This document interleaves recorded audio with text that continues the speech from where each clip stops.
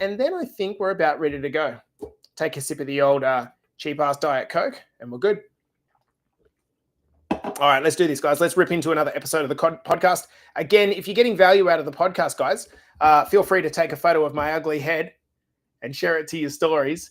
All right, we're going to get started in this one. Let's go. On the count of 5, 4, 3, 2, and 1.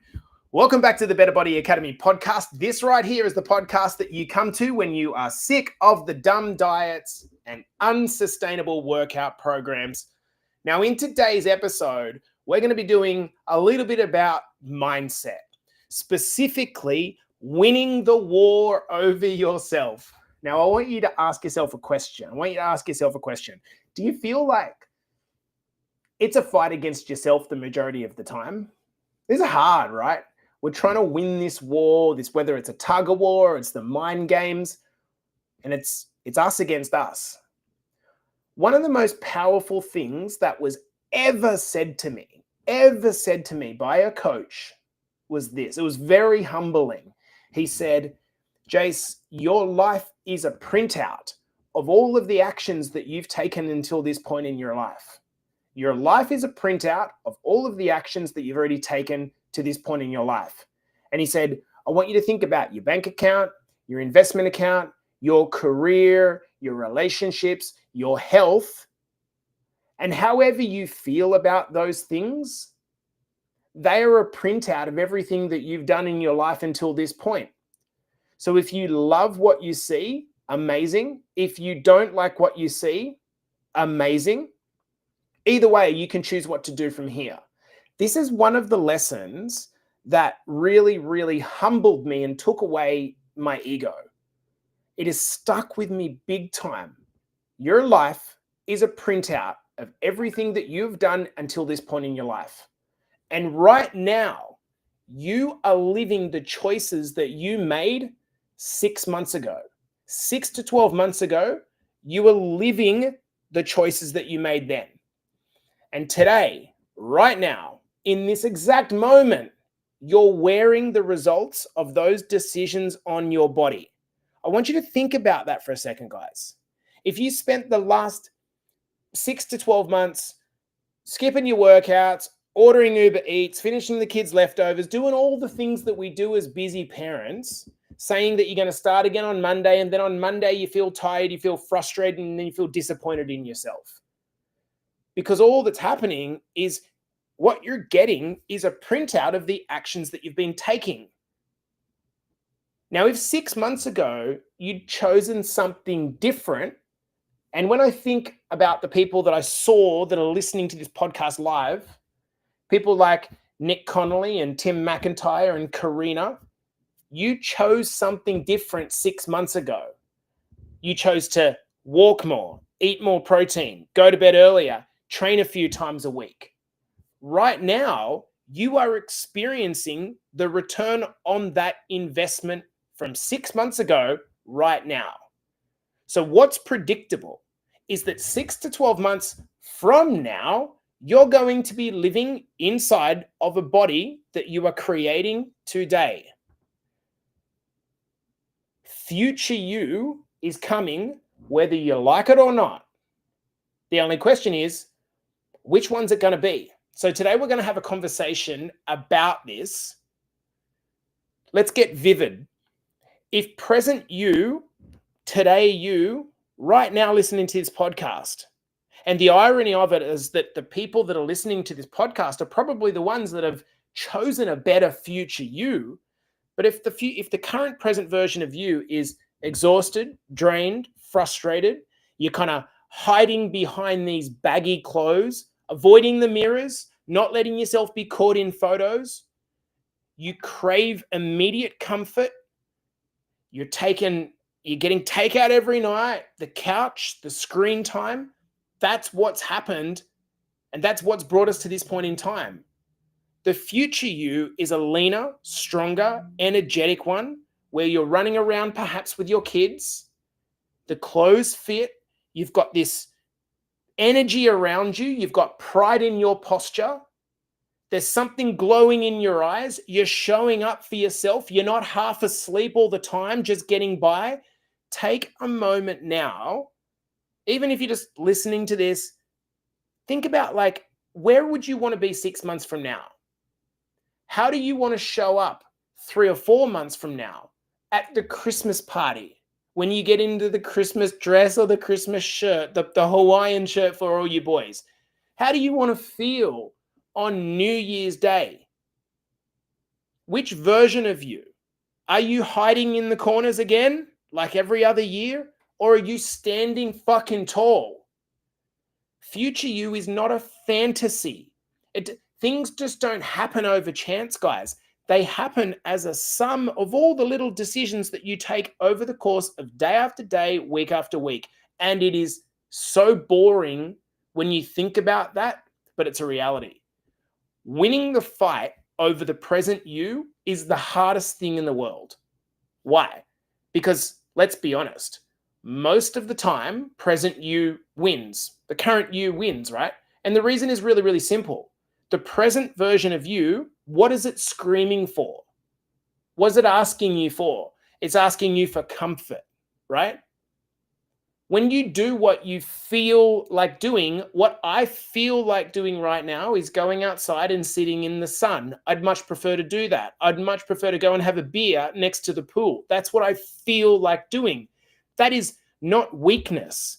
That is biologically hardwired into you to have that short-term reward and comfort. That's not anything that's wrong or broken about you. So if you find it really hard to overcome yourself, that's not because you're weak. Everyone feels the same. We all feel like that. But if present wins in the moment, future you pays the price. Present moment cashes the check. Future you pays the debt. Does this make sense? So if you feel like you've always got these two like competing voices in your head, and you're fighting against yourself, if you feel that and you feel that hard, just understand that I feel the exact same thing. And the other people listening to this podcast feel the exact same thing. Present you is whispering, you're too tired when you wake up and I'm too tired. Today would be good for me to have a rest. One day won't matter. Future you is saying one day does matter. This is a vote that I'm casting. Choose me. Present you is saying, come on, Jace, you deserve a break. You've worked hard for the last 2 weeks. Just take a day off. You'll feel fresh tomorrow. Future you is saying, you said that yesterday, Jace. That was the excuse yesterday. You see that tension? That tension that's happening inside your head all day is because present you wants comfort, and that's hardwired into you. The only difference between you now and you in 6 months, feeling like Karina, feeling like Nikki, and feeling like Terry and Nick Friend and Chris Lupton and all the types of heroes that we've got that have come through this program, the only difference is delaying short-term gratification. Delaying short-term gratification and choosing some future gratification instead, which means some short-term discomfort. Now, what happens to those of you that feel a little bit stuck at the moment? People don't like these conversations, but just put your mind to what would happen if you did nothing for another 2 to 5 years. If you kept just delaying it, kicking it down the curve, just like think about what is coming. One of the things that has helped me in life is that as a young dietitian in university, I got to see the very worst of life at 20 years old. I got to see what a cirrhotic liver looks like. Sorry to get graphic, but it looks like a massively blown up, swollen cane toad that has warts all over it. You get cirrhosis from drinking too much booze. So when I saw that, that is entrenched in me. I saw what it was like to walk into a hospital and hear a respiratory ward that is people are starving for oxygen and they're just coughing and just clearing that. It was horrible. I've walked in a diabetes clinic where I've seen people at 40 years of age having to have amputations and kidney dialysis. If you keep doing this shitty lifestyle, this is what's going to happen. This is predictable. If you keep going down this is not a distant reality. The problem is we all think it's off there in the future. I can tell you guys, it's fucking not. You do not. We all have a laundry list of problems in life. But then as soon as something happens to our health, we have one exclusive problem to deal with. Now let's talk about trust. Let's go a little bit deeper on this. The real reason that most people are losing the battle against themselves, why is it? Like, why do you think it's a constant fight for so many of us? We're losing the battle, losing the war against ourselves. Like, why is it? I believe it's because we struggle with self-belief. We think to ourselves, if I do this, it doesn't really matter because it probably won't work anyway. Would you agree? Like, I've tried before. Why would this work? Why would this time be different? You don't believe in yourself. The reason you think you can't change is because you've lost trust with yourself. That's not being critical of you. That's just observing the facts. Think about it, right? So if your partner kept promising to do something over and over and over and over again, but then didn't do it over and over and over again, how long would it take before you stopped believing them? Not long, because repeated broken promises destroy trust. Well, that's exactly what happens inside your own head. Present you keeps making promises. I'll start Monday. This is the last time I'm going to drink. Tomorrow I'll do better. And every time you don't follow through on that, you prove to yourself that you can't be trusted. It's subconscious. You don't think about it, but every time you say you're going to do something, you don't do it, you break trust with yourself, and that accumulates. That's why you doubt yourself. That's why you roll your eyes. That's why when you see someone else in our program absolutely killing it, you think to yourself, you judge them and you think, oh, they're probably like cheating somehow. Or you say to yourself, I could never do that. Well, you're right. You're absolutely right. You could never do it because that's what you believe. So as long as you continue to believe that, you are never going to do it because deep down you've broken trust with yourself. And here's the truth bomb. The truth bomb is present you is lying to yourself. You are breaking promises with yourself over and over and over and over again and proving to yourself that you can't be trusted. That's really humbling to think about it like that. So then you've got to say, okay, well, how am I going to change it? So David's asking the question, how do I actually change that? You need to rebuild trust. Now, the same way that if your partner broke trust with you, how would you rebuild that trust? Which has happened many, many, many times in relationships. The partner let you down or you let your partner down. How did you regain trust? How did you rebuild trust?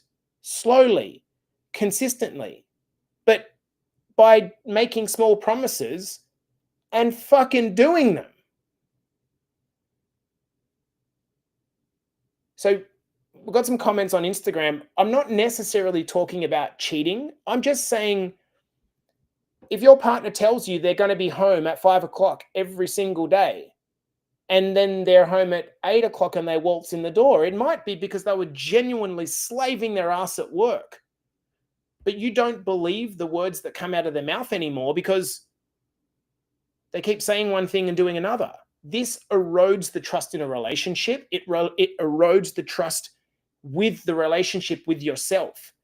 Every time, however, and this is the key point, every time you keep a promise to yourself, you put another brick in the wall of self-belief. That's how you rebuild trust, David. You do it one brick at a time. until eventually you've laid so many bricks that you have this wall of trust, of self-belief. Does this make sense? And guys, it's not just about the actions that you take.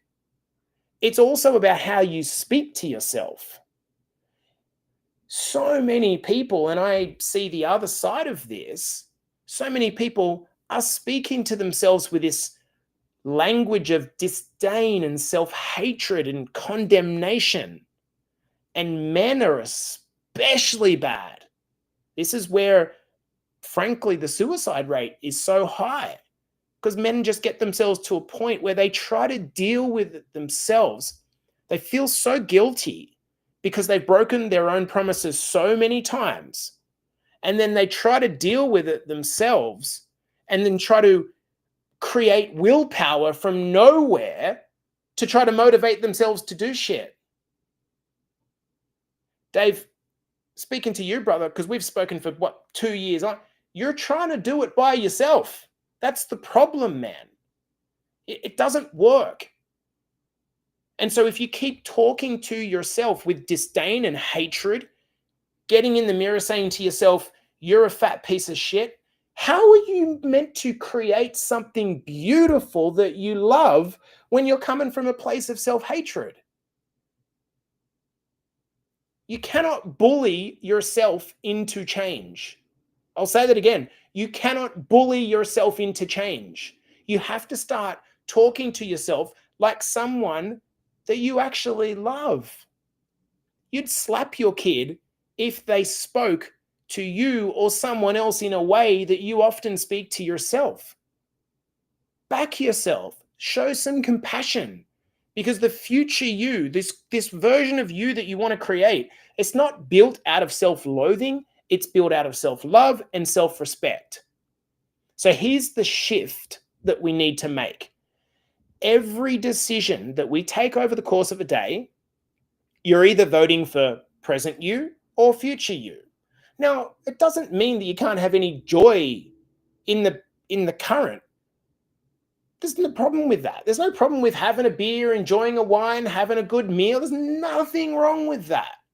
But if that's all you choose, then you also can't complain about the printout of life that you're getting. So when you're feeling tempted, just pause for a second. And a good question to ask yourself is simple. What would future me choose? When I go to the fridge, and I'm going to the fridge just like aimlessly like you are, and I see a can of Diet Coke, well, or I'm at the shops and I see Coke or Diet Coke, I cannot understand for the fucking life of me why any person on earth is still drinking sugar-containing Coke. Not because of the poison of sugar, not all that like fear-mongering shit, just because one's got 250 calories in it, the other one's got none. It makes no sense to me. So if you're just like, but I like the taste of Coke, then don't complain about your fucking weight. You keep choosing present you over future you that has to burn off that 250 calories or make sacrifices somewhere else. So when you're thinking about this, ask yourself, what would future me do? When I'm ordering off the menu of Uber Eats, that's okay. What would a good future me choose? When you're feeling tired and run down, does a good future you choose a version of, hey, you know what? Like, I'm so brain dead, I'm going to sit on the couch and just stare at the TV. Or does the compassionate future you go, you know what? Like, I need to go to bed and I need to sleep so I regenerate my energy and I can get back tomorrow. You don't hang yourself and say, I'm such a failure. You do something proactive in the moment. You make an advanced choice and then you go to bed. It's not about perfection. You do not need 100% perfection. That's not what it's like. It's just like a ballot for a government, a vote for a government. If you make more good choices than bad choices, guess what happens? You win. You don't have for governments and politics, they don't need to take 100% of the vote. They just need to take 50.1% of the vote. And you should think the same way. In Better Body Academy, we call this deposits and withdrawals. These fucking fitness influencers that you see on Instagram and TikTok that give you this like purest approach. You can't do that. You can't do that. You can't do that. It's just horse shit. And half of them are jacked up on steroids, 25 years old and no kids anyway. It's ridiculous. Don't take advice from people that you don't want to be like. Another golden rule. You don't have to be perfect, but you do have to make some sacrifices today for the benefit of the future. Now, here's the thing. There's a payoff. Sometimes it feels good to do those short-term things. But if you understand anything about compounding interest, like do one thing in your life. I had a conversation with my sister Carly about the concept of compounding interest the other day. She had no fucking idea what it was. And now she's like, holy fuck. So the only problem that I now have is I can't turn back time. Yeah, you can't turn back time. Best time to start was then. Second best time to start is now. Because 200 calories saved per day doesn't sound like much. 200 calories. That's 1 can of Coke. Over the course of a year, if you save yourself 200 calories and you keep that deficit, you lose 20 pounds. 20 pounds. A 200 calorie deficit over the course of a year is 20 pounds down. 2 extra walks a week. Doesn't really sound like much, but that's thousands of extra calories burnt over the course of a year. Compounding interest. Picture yourself like 3 months from now. What are we? Middle of September, October, November, December. So everyone that's in Australia that's listening to this, you are literally 3 months away from summer. Summer's gonna hit. You're gonna be on the beach with your kids, and one of two things is gonna happen. You're going to feel confident and feel good that you made some changes, or you're going to be hiding in the shade feeling uncomfortable because of the decisions that you're making now. And what people do is they get to summer and then go, fuck, I need to go on a diet. It's like you left it too late. It's not the result of one heroic action. It's the accumulation of tiny little decisions that stack over a long point in time. As we kind of build this episode to a close, I got a message, and I'm sure those of you that are in either our elite program or in our base men's program saw Nick Friend's post. 60 years old. He's just been invited to enter the Boston Marathon at 60 years old. That's 42 kilometers. Last week, Terry Holden, at 50-something years old, completed the Berlin Marathon. When these two men started Better Body Academy as everyday fat dads, that's how they would have talked to themselves. I'm a fat dad. Do you think they ever would have thought that it's possible that they could do that? Do you think that Chris Lupton, who has lost over 60 kilograms, he started in Better Body Academy at 175 kilograms. In fact, he just ran a 30-kilometer bush trail on the weekend because he's now back to 110 kilograms. Do you think that he thought that he could do that at the start? Not at all. What happened was he made small decisions. Nick and Terry made small decisions. Karina and Nicole Connolly made small decisions. Xanth made small decisions. I could just keep going. They made small decisions at the start. Those decisions started to compound on each other. They built trust with themselves again. The more trust they built, the bigger the risk that they could take. And at a certain point in time, you reach the fuck it zone, where the fuck it zone is where you're like, well, I'm just going to enter things just for the fun of it because it doesn't really matter. I don't have a fear of failing anymore because my wall of self-belief is big and strong. So if you want a practical way to apply this, you could create yourself a 7-day trust rebuild challenge. For example, you could set for 7 days, you could set a thing that you promise that you're going to do each day. For example, I promise that I'm going to do a 10-minute walk and do it. I promise I'm going to hit my protein target and do it. I promise that I'm not going to snack after 9 p.m. and do it. I promise that I'm going to hit a daily step target and do it. I'm promising that I'm going to slot my strength session at whatever time and do it. Promise that I'm going to take my partner out on a date and do it.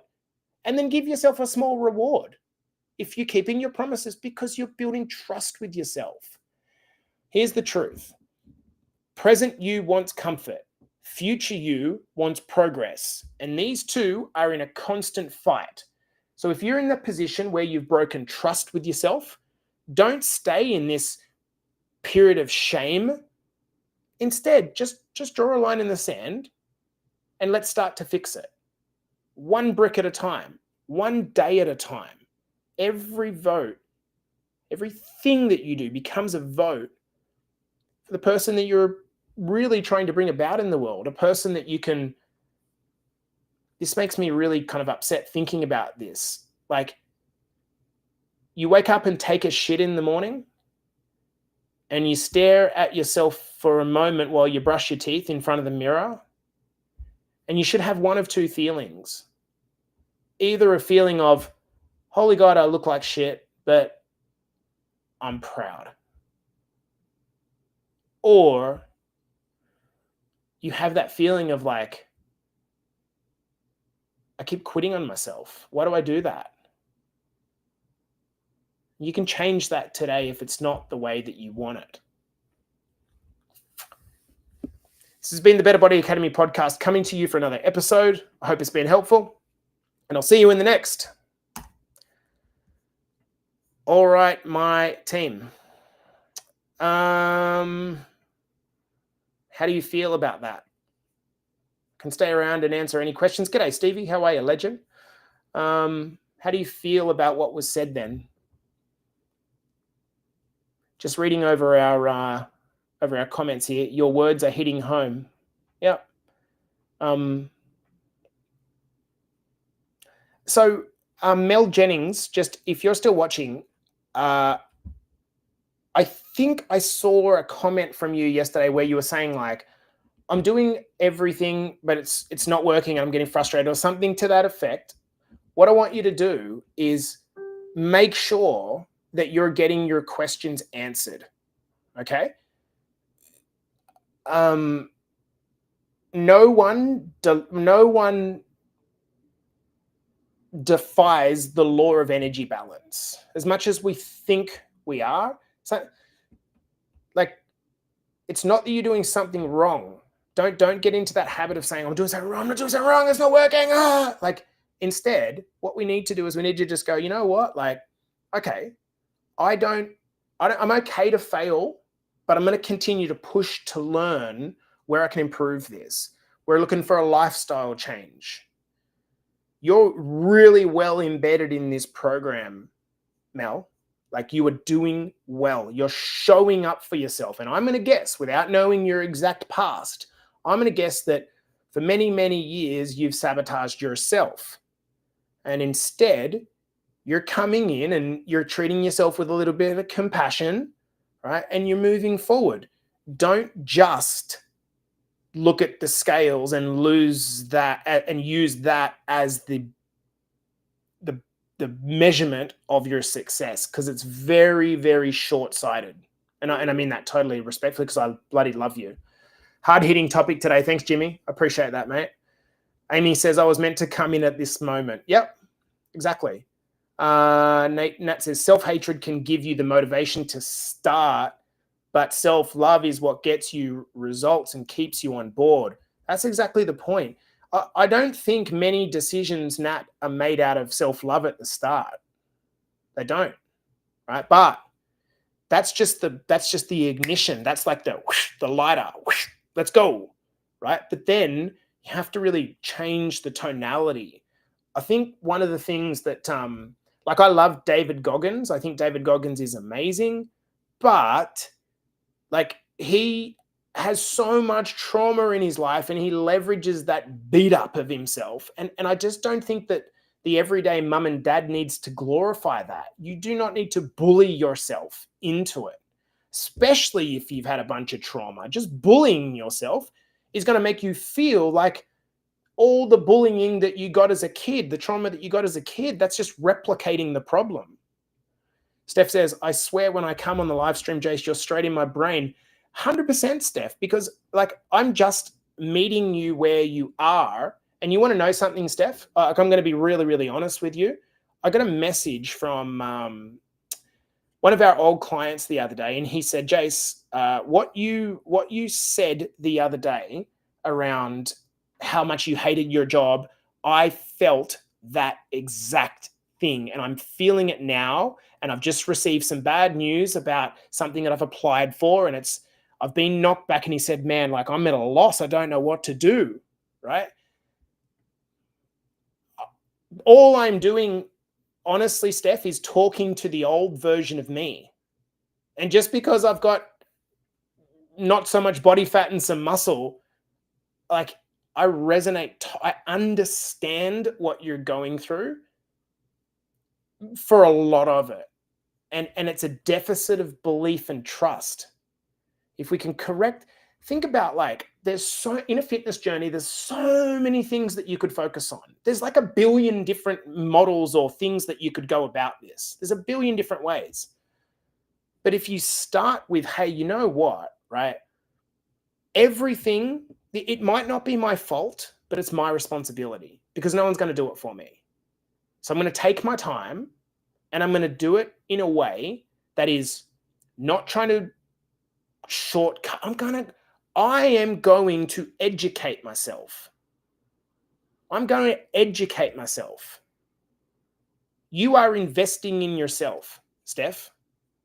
And so you're doing the first thing, but keep showing up. Why do you think that Xanth is now living a life that she's like, there's shit going on in Xanth? If you guys, like, we need to bring Nick and Xanth back onto the podcast. If you guys understood what the trauma that these people have been through, you would be embarrassed, for most of us, about the things that we complain about. But you got to make a choice. You have to choose. And if you choose to be compassionate to yourself, but to slowly build trust with yourself, things really happen.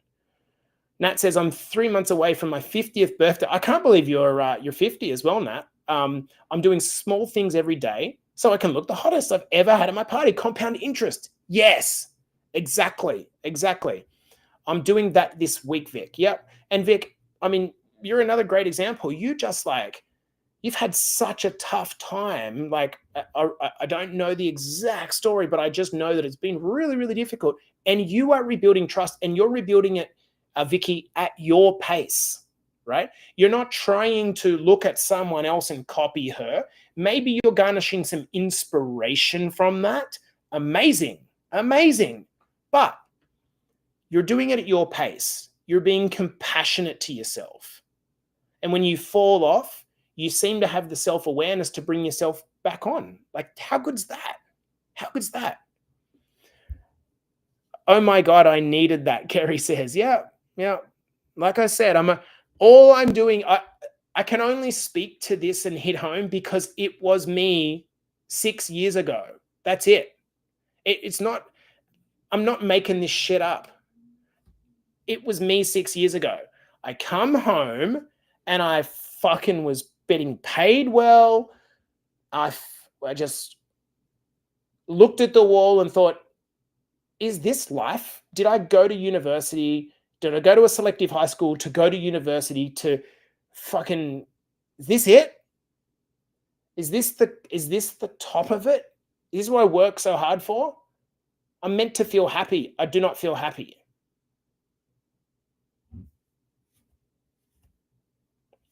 When you start to go a little bit deeper on yourself, you build trust with yourself. Can I give you guys, I'm continuing this on, but if you're still listening, great.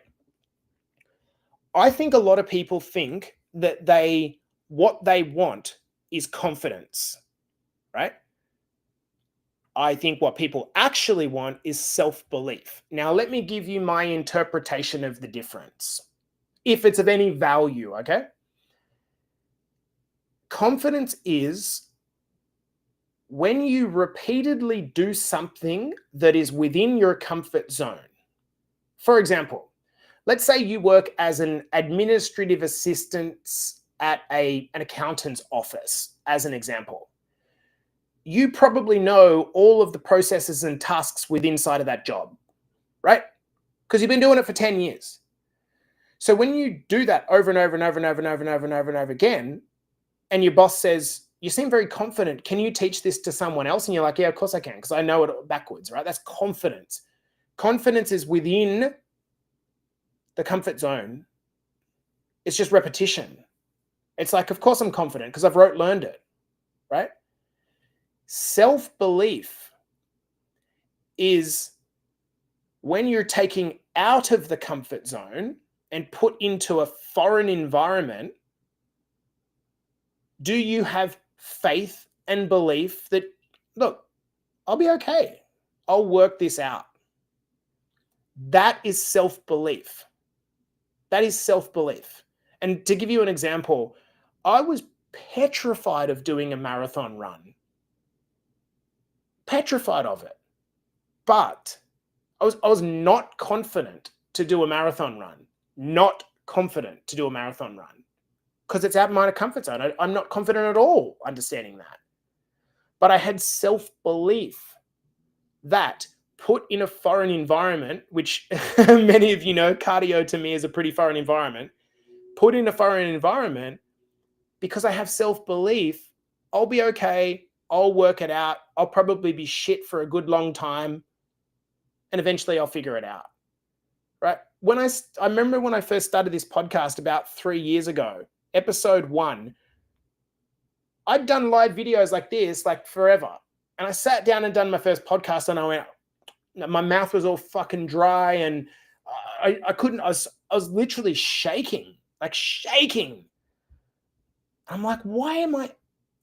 But I was self-believing that I could do it. I wasn't confident running a podcast, but I was self-believing that I'd be fine and I could do it. And I was shit at the start. And I'm still learning now. Just embrace that shitness. Be okay with that shitness. So inspiring. Believing in myself is so hard. Yeah, Jen, it is so hard. What you don't want to do is keep saying to yourself, believing in myself is so hard. Because Jen Marlowe, if you step back from it, you're actually doing it.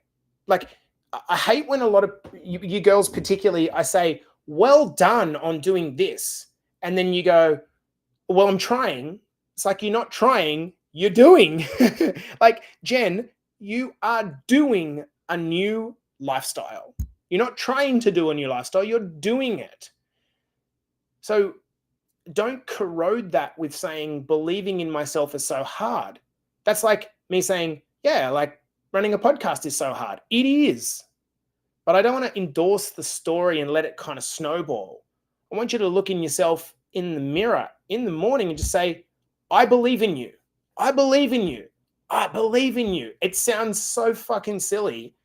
That's what we mean by changing the story. I believe in you. I believe in you. I believe in you. You need to. Do you guys think you can be brainwashed? I absolutely believe you can be brainwashed.